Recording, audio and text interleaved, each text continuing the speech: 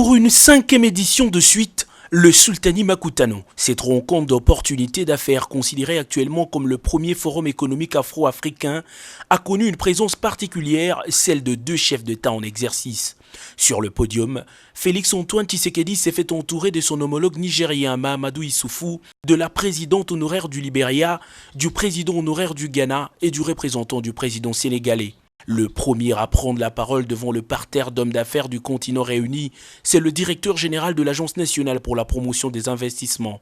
Anthony Kinzo Kamole a, dans un discours aux allures de diagnostic de problèmes économiques du pays, rappelé l'importance de s'unir autour d'un même idéal et d'une même vision, celle du président de la République, pour atteindre le niveau de développement souhaité par tous. La fondatrice de l'événement du jour, Madame Nicole Soulou, a au-delà de remerciements présenté quelques thématiques qui seront exploitées dans différents panels, entre autres, comment mener une politique de local content en attirant les investisseurs étrangers, l'informatisation des services, la mise en valeur du potentiel congolais, le développement des infrastructures du secteur de la santé, de l'éducation, ainsi que le rôle de la femme dans les processus de développement. Prenant parole pour lancer officiellement les travaux, le président de la République a insisté sur l'impérieux problème de croissance et d'appropriation de l'économie par les nationaux, de la formation d'une main-d'œuvre de qualité à l'incitation à la culture du travail. Félix-Antoine Tshisekedi, qui met l'homme au centre des intérêts, souhaite faire évoluer le niveau de bancarisation encore faible dans le pays, améliorer le climat des affaires et créer de millionnaires congolais en utilisant les richesses du sous-sol pour développer le sol.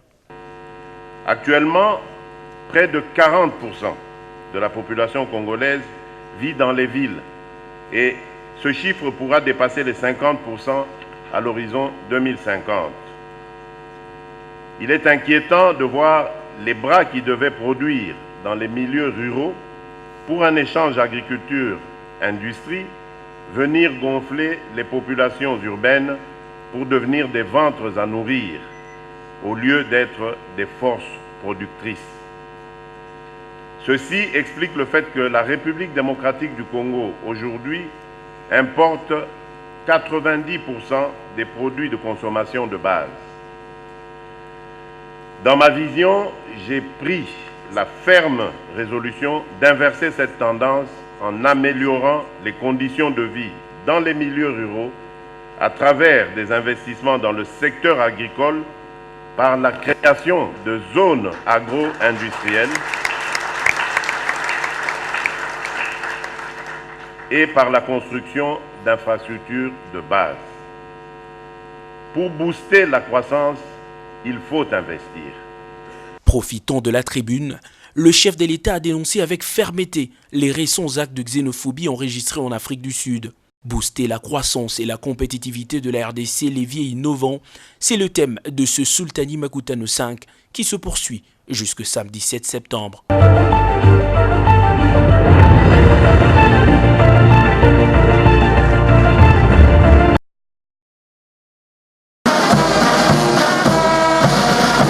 À son arrivée au Palais de la Nation, Mahamadou Issoufou, tout vêtu de sa traditionnelle djellaba blanche, est accueilli par son homologue Félix-Antoine Tshisekedi Tshilombo.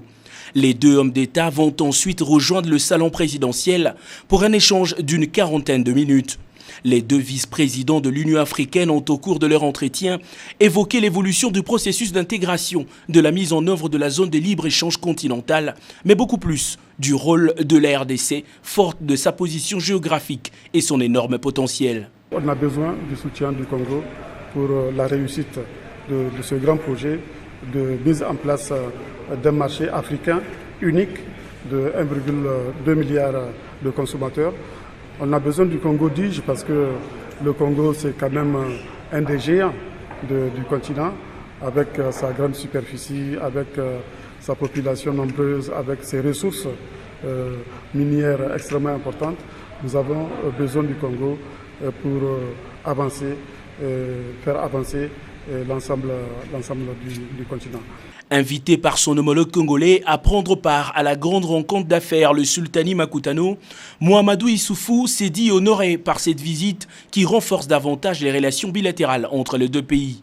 Des relations bien entretenues depuis un temps par les deux chefs d'État qui partagent la même idéologie et les mêmes valeurs au-delà de l'appartenance de leurs partis politiques respectifs à l'international socialiste. Sa présence ici, pour moi, c'est un symbole d'amitié et de fraternité d'abord, mais vous savez que c'est lui qui porte cette attente de l'Afrique sur la zone de libre-échange.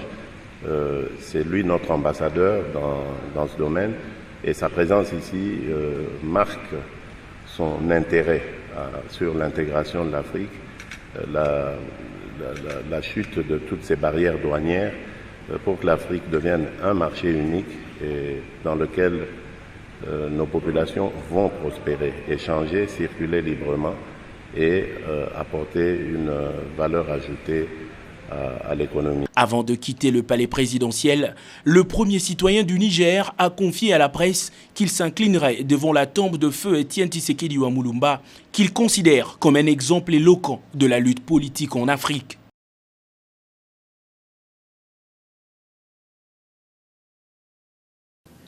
Le Premier ministre a présenté 4 secteurs résumant sa réplique aux différentes préoccupations exprimées par les députés nationaux. Il s'agit du secteur politique, des forces de sécurité, secteur lié à l'économie et aux finances, du secteur de la reconstruction et celui relatif au socio-culturel. Sylvestre Ilunga Ilukamba, tout en reconnaissant la pertinence de plusieurs questions, a fixé pour la prochaine présentation du projet du budget 2020 les détails chiffrés de son programme à court, moyen et long terme. La République démocratique du Congo est un grand pays qui exige de nous de la grandeur dans la vision, mais aussi dans l'esprit et dans l'agir. Si nous voulons changer ce pays, nous devons être capables avant tout de nous changer nous-mêmes. Changer nos comportements et tourner les dos aux antivaleurs qui ont longtemps retardé la marche de notre nation vers sa prospérité. Nous devons prendre la mesure, mais alors toute la mesure de la gravité de la situation que traverse notre pays aujourd'hui et agir avec responsabilité et sursaut patriotique. Le chef du gouvernement a rassuré les élus du peuple d'œuvrer en faveur du redressement du pays à la base, toujours dans l'intérêt général. Nous sommes d'abord très optimistes par rapport à notre gouvernement. C'est un gouvernement qui devra être accompagné par nous, les élus du peuple, et par ricochet, accompagné par le peuple congolais. C'est un gouvernement qui a mérité l'investiture de par la pertinence de son programme. La population congolaise a beaucoup attendu pour qu'il y ait un gouvernement de cette coalition FCC-CACH. Et donc c'est une chance pour l'élan de la République démocratique du Congo parce que nous avons maintenant un gouvernement qui a 66 têtes qui vont devoir travailler pour le social de la population. Le Premier ministre ne nous montre pas, quand il dit notamment « je vais construire des centres militaires », il ne nous dit pas où et comment, avec combien de, avec quel budget. Donc c'est un document qui nage dans les stratosphères, ce sont des promesses, c'est de la poésie, c'est une littérature. Il n'y a pas d'indicateur rationnel dans ces documents-là pour enfin évaluer le travail du Premier ministre. Quelqu'un qui peut chiffrer quelque chose, c'est quelqu'un qui connaît bien qu'est-ce qui se trouve dans la caisse, dans l'assiette. À ce moment-là, il peut comme chiffrer. Mais tant qu'il a donné son programme quinquennal, le 15 points qu'il a donné, donc il fallait attendre dès qu'il va commencer à travailler. D'ici le 15 septembre, dans moins d'une semaine seulement, il va retourner pour faire le budget. Ça sera chiffré. Pourquoi? Puisqu'il connaît maintenant la réalité, les entrées et les sorties. Je voudrais particulièrement également le féliciter, lui, le chef du gouvernement, le président de la République, mais également l'autorité morale du FCC pour avoir confié aux femmes des secteurs de souveraineté, des secteurs de prestige. Je pense que 17%, oui, c'est une avancée significative. Ce n'est pas encore l'objectif, mais l'essentiel, c'est de regarder dans la bonne direction et de ne plus jamais reculer. Je crois qu'avec l'investiture du gouvernement, tout va marcher et tout le monde se mettra au travail. Ça ne peut que nous réjouir, nous les élus. Nous, en tant que députés, nous ne pouvons que travailler en collaboration avec le gouvernement qui sera mis en place, mais nous serons sévères. Le travail, c'est le travail. Hein. Ce n'est pas n'importe quel gouvernement. Lui-même, le Premier ministre l'avait dit. Il a dit que ce gouvernement sera différent des autres gouvernements. Ce qui est bien, c'est que lui et nous et la population, nous connaissons les défis. Mais le grand problème, c'est comment surmonter ces défis-là. Et pour surmonter les défis, c'est sa capacité avec son gouvernement de surmonter cela. Quant au programme du gouvernement, je crois que c'était un programme très ambitieux. Et surtout qu'il a plu au Premier ministre d'élaborer son programme en partant, comme il a dit lui-même dans son programme, de l'observation de la base. On a attendu déjà 8 mois et la population est assez impatiente pour voir finalement ce gouvernement à l'œuvre. C'est un peu nouveau parce qu'en fait l'autorité morale du FCC et le président, son Excellence Tshisekedi, ils ont fait un bon choix.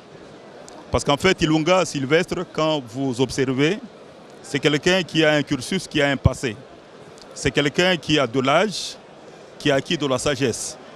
Et pour le moment, le Congo a beaucoup plus besoin d'actions.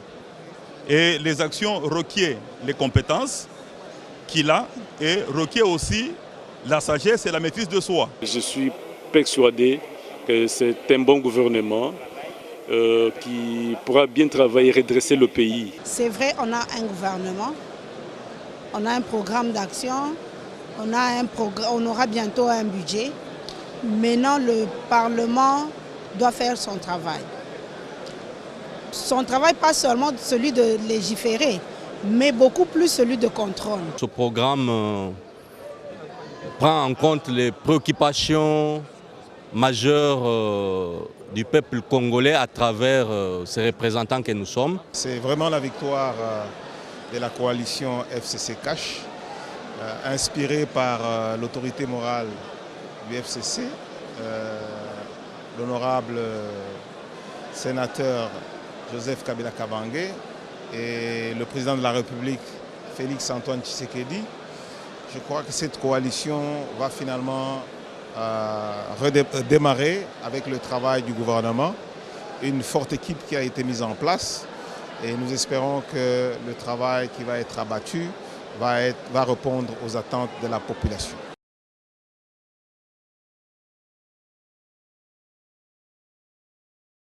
S'étant inspiré de ce qui était arrivé le jour du grand oral du Premier ministre Sylvestre Ilunga Ilunkamba devant les élus du peuple mardi dernier, la police a cru mieux faire, éloigner le plus possible le point de filtrage. Mais la volonté de ceux qui voulaient assister aux réponses du Premier ministre a souvent pris les dessus sur le cordon de sécurité qui se rompait de temps à autre. La tribune du boulevard Triomphal a été mise à contribution pour accueillir les militants et autres anonymes qui déferlaient vers le palais du peuple. Engouement qui a créé de nouveaux marchés pour les vendeurs opportunistes, les pains pour les calories qui s'effritaient alors que les débuts de la plénière se faisaient attendre, de l'eau et des limonades pour étancher la soif des gorges qui séchaient.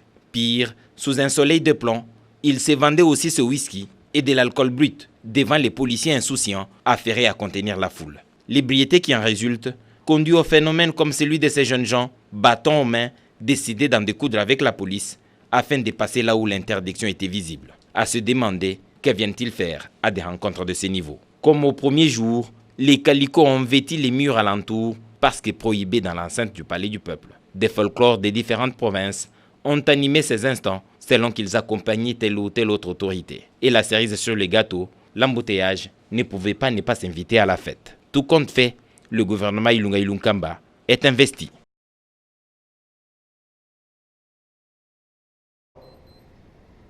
La réunion était très attendue par les partenaires traditionnels du mécanisme national de suivi de la COP4 d'Addis Abeba en prévision de la grande rencontre de New York le 27 septembre prochain. Ce vendredi 6 septembre, le mécanisme national de suivi de la COP4 a organisé à Rotana la réunion des partenaires régionaux et internationaux de la République démocratique du Congo pour bien peaufiner les stratégies des assises de New York. 6 ans après la signature de la COP4 pour la paix, la sécurité et la coopération pour la RDC et la région, les résultats demeurent mitigés a dit le coordonnateur national du mécanisme de suivi de la COCAD, Claudie Balanqui. Devant ses partenaires, le numéro 1 du MNS a insisté sur le fait qu'il s'impose de redonner de la pertinence à l'accord dont l'objectif politique consiste à mettre fin au cycle récurrent des violences armées dans l'est de la République démocratique du Congo et dans la région de Grand Lac. Nous l'avons tenu pour sensibiliser et mobiliser tous les partenaires qui accompagnent notre pays dans ces processus de paix.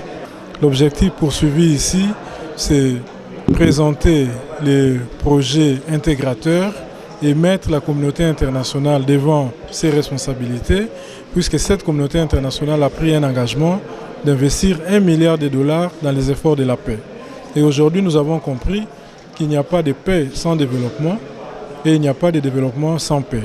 Ceci requiert des actions synchronisées compte tenu de la synergie des engagements nationaux, régionaux et internationaux, de l'Union européenne au PNUD en passant par les représentants des ministres sectoriels qui vont amener à New York des projets intégrateurs. Tous ont salué les enjeux de cette conférence qui s'inscrit dans la logique du dialogue ouvert. Le conseil spécial du chef de l'État en matière des infrastructures a dit toute sa joie de participer à cette réunion car les infrastructures routières restent la clé de base pour un développement durable. Tous repartent convaincus d'apporter un plus à cette conférence de New York.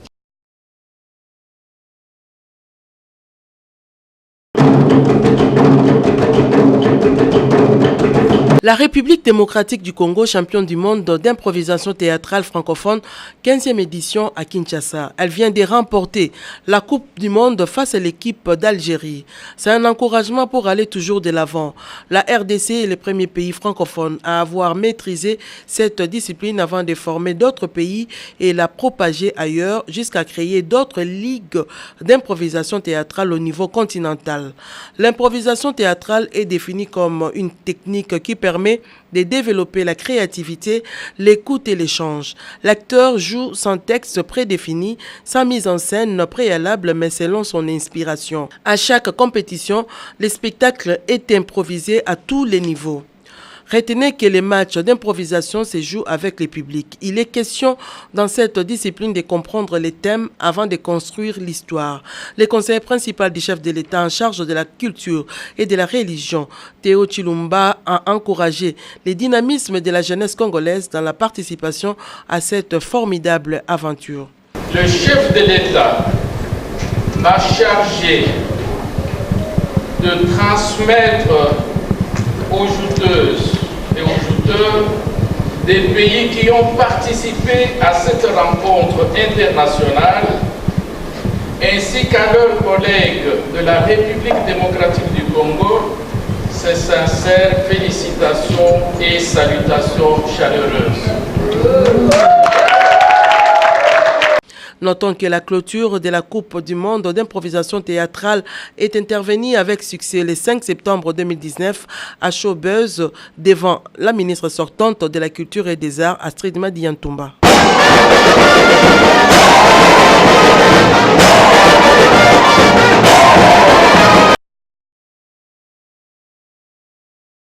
Le commandant du service national, le général de brigade Jean-Pierre Kassongo Kabouik, a lancé la formation de plus ou moins 4000 éléments venus des groupes armés de l'Est du pays, du Grand Kasaï et de l'Équateur, qui ont rendu les armes et se disposent à la reconversion sociale. Cantonnés à la base militaire de Kamina, dans la province du Olomami, ces rendus ont été acheminés à train de Kamina à Kanyama, où ils ont rejoint le centre de formation à Kayoyo. Accueillis par le commandant du centre pilote Mzé Laurent Désiré Kabila de Kanyama Kassese, le colonel Bachonga, ils ont regagné le centre de formation de Kayoyo par véhicule. Le temps fort de cet accueil des rendus a été l'adresse du commandant du service national. Débrayé, démuni, le commandant du service national leur a doté des biens d'aisance personnelle. Après cette dotation personnelle, les rendus ont manifesté leur joie et ont dit merci à l'autorité et invité ceux qui sont encore en forêt de rejoindre la dynamique de la démobilisation. Débarrassés de leurs habits de rebelles, un symbole très fort, ils ont mis la tenue des services national. Le défilé a laissé la place à l'animation. Les rendus ont profité pour se réjouir et manifester leur état moral, lequel du reste était très haut. Le commandant du service national et toute sa délégation n'ont pas résisté à cette réjouissance publique. Répondant aux questions de la presse, le général Jean-Pierre Kassongo Kabouik a mis les points sur les i. L'âge de guerre enterré, ces ex-rebelles mieux s'est rendu, mènent désormais une nouvelle vie, celle de contribuer à la sécurité alimentaire en République démocratique du Congo.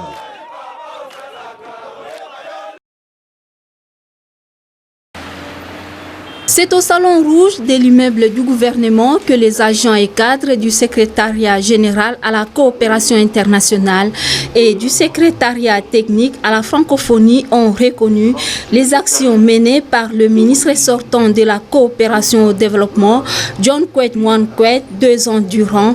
À la tête de ce ministère, a indiqué le directeur Timbe. Le représentant de la délégation syndicale, le directeur Kapongo, a remercié le ministre John Kwet Mwan Kwet pour son implication dans l'amélioration de leurs conditions de travail.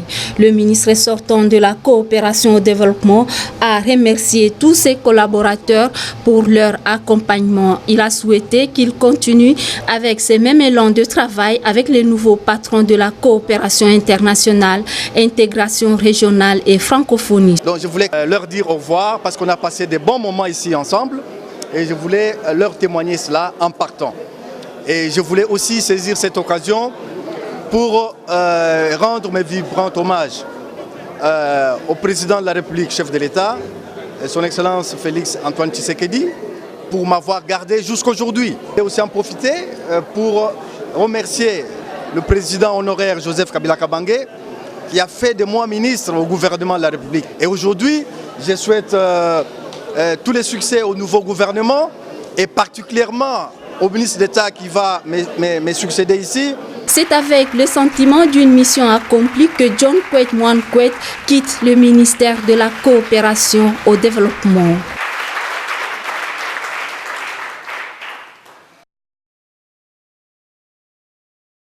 Un nombre important de managers et autres responsables des services et entreprises susceptibles de contribuer directement ou indirectement à l'amélioration de la qualité de vie du peuple congolais a participé aux travaux de TICAD 7 au Japon.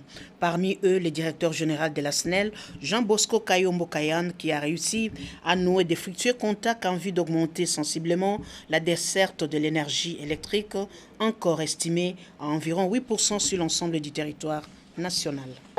Cette TICAD numéro 7 est très importante pour le pays, surtout que, comme vous le savez, pour la mandature du chef de l'État, l'énergie prend une grande place. Et avec le Japon, nous avons un programme de réhabiliter une des machines de la centrale Inga 2, une machine de 170 MW. Donc avec cette opération, nous pouvons récupérer 170 MW. C'est vraiment beaucoup pour le développement de notre pays afin de combler le déficit. Les experts japonais sont venus faire l'état des lieux à la centrale d'Inga 2. Ils ont estimé que pour réhabiliter la machine numéro 4, il fallait plus ou moins 90 millions de dollars. Et sur les 90 millions, ils ont pu mobiliser 50 millions qu'ils ont donnés en dons. Et maintenant, nous sommes en train de négocier pour que les 40 millions de dollars aussi soient basculés en dons. Et c'est très important que nous ayons un don parce que ce don va nous permettre d'avoir des machines de très haute qualité. Et comme vous savez, ici au Japon, les coûts du matériel vont avec la qualité. Donc, c'est-à-dire que c'est cher, mais c'est de très grande qualité. Le renforcement de cette coopération avec le Japon permettra la finalisation de ce projet qui commence avec les G24 du barrage d'Inga et qui va se poursuivre avec tous les projets dans les domaines de l'énergie.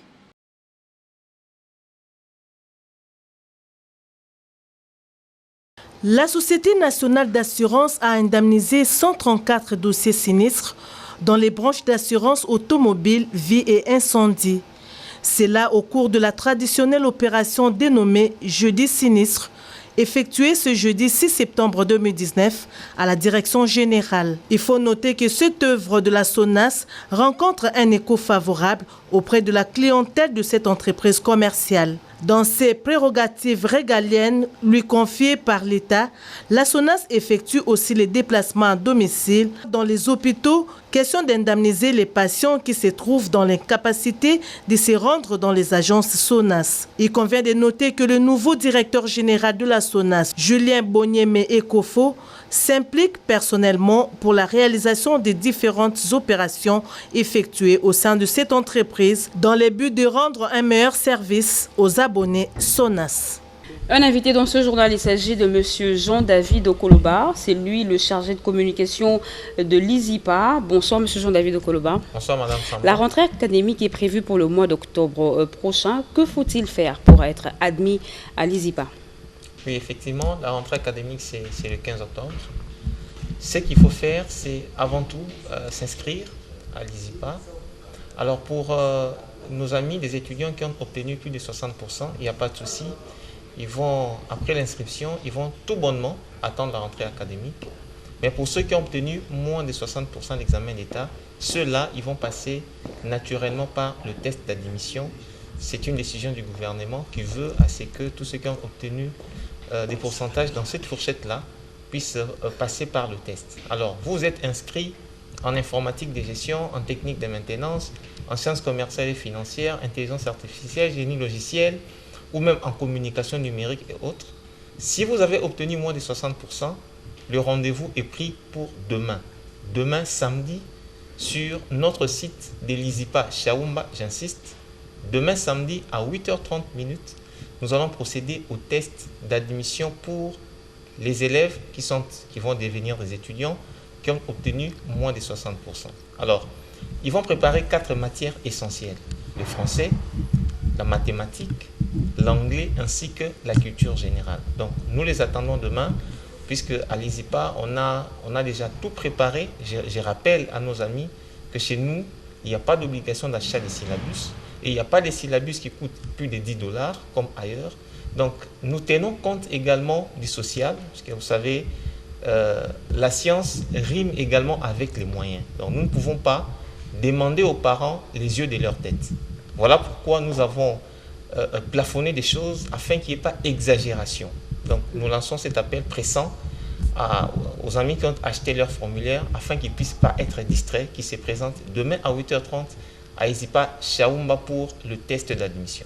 Voilà, le message est passé. Je rappelle que nous recevons pour vous M. Jean-David Okoloba. Il est le chargé de communication de l'ISIPA.